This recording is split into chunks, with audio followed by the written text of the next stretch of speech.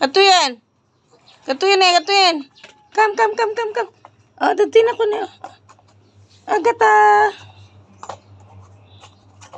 Agata. Naka-recover na siya sa kanyang... Pero meron pa rin siyang pilay at saka yung ulo niyang nadaganan, ayun, okay na siya. Ayan, yan, nakikipaglaro na sa akin. Ayan, makulit-kulit na siya. Ayan, si Agata.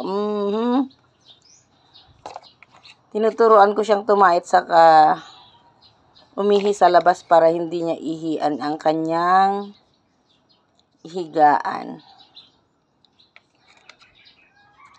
Pero pag hindi ko siya naasikaso kaagad yun. Ayun, ang kinis-kinis ang balat niya. Oh. Ayan. Pero dito sa ulo, hindi ko siya pwedeng linisan kasi, di ba, nadaganan siya ng nanay niya. Buti nga okay na yung mata niya. Ayan, makulit na rin siya. Ayan, ihi ka na doon. Ay, hindi. Natapos na pala siyang umihi. Tatain na lang ang inaantay ko. Pero gusto niya makipaglaro, oh. Katatapos niya lang kasing nagdede.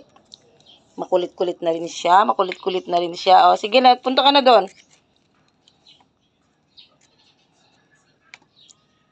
Ayan. Pero yung paglakad niya para pa rin siyang lasing. Oh, punta ka na doon. Tae. Ito. Katin. Agata.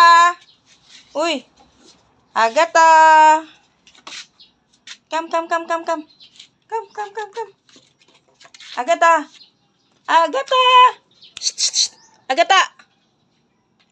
Agata. Tulong. Agata. Ito yan. Uy, di ka pwede maki. Dito ti. Kam.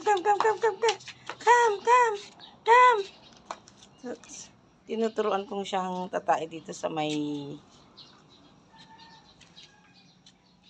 lupa. Pero pag umuulan sa CR ko siya pinapad. Yun nababaliktad pa rin siya hanggang ngayon kasi mahina pa rin yung mga bones niya. Pang-apat na araw niya kasi ngayon. Pero yung first and second hindi siya makatayo. Hindi siya makalakad. Actually yung pangalawang araw niya nakatayo na siya pero saglit lang. Gusto niyang umakyat sa loob ng bahay. Pero hindi pwede. Saka na lang pag nakaihi at nakatain na siya. Ingka gamin tumakin Ingkan. Makulit si Agata. Nakakita kay tikas to yun. Makayaya mga parang dogs. Parang aso. Ikipaglaro. Lilinisin ko siya mamaya. Dito sa ano niya dito.